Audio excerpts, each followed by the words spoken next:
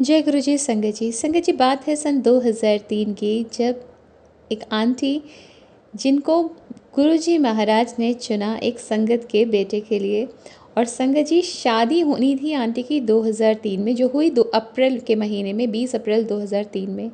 Aunty का कहना है कि महाराज से वो पहली बार वैलेंटाइंस डे फरवरी 2003 में मिलती हैं संगत जी, उनके दर्शन करती हैं। महाराज ने ही पूरा गाइड किया, और अरेंज मैरिज थी, कैसे कैसे आंटी का और वो जो संगत अंकल थे उनके बेटे का रिश्ता महाराज की ही ब्लेसिंग से हुआ संगत जी।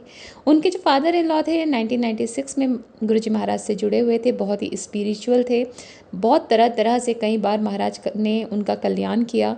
पर आंटी का कहना है कि उनके फादर इन लॉ को एक बार फुल बॉडी कैंसर हो गया था, और महाराज ने उसकी इंडिकेशन बहुत पहले से ही अंकल को देनी शुरू कर दी थी, पर हम ह्यूमन माइंड, वो कहती हैं, हम समझ नहीं पाए थे। लेकिन महाराज ने उन्हें इतना ब्लेस किया, आईसीयू में भी फूलों की माला भिजवा दी, कभी लड्डू प्रसाद भिजवा दिया, जबकि वहाँ पर इतनी सिक्योरिटी होती थी, पर गुरुजी ही रास्ते बनाते चले गए, और कभी भी कोई अड़चन नहीं आई। जैसे जैसे गुरुजी गाइड करते थे वैसे वैसे वो प्रसाद उनको दिया जाता था संगत जी। आंटी का कहना है 2019 में उनके जो फादर इन लॉ हैं वो गुरुजी के पास पहुँच गए, पर जो quality of life in between रही, बीइंग द कैंसर पेशेंट, वो गुरुजी महाराज की कृपा से बहुत अच्छी रही। और संगत जी, उनके फादर इन लॉ से ना एक बार गुरुजी महाराज ने कहा था कि मेरा सत्संग सुना, एक लाइन में सुनाना। तो उनके फादर इन लॉ ने कहा, एक लाइन में कैसे सुनाऊंगा गुरुजी। तब उनके फादर इन लॉ ने बोला था कि गुरुजी इज़ गॉड, और गुरुजी बहुत अच्छे से स्माइल दे रहे थे।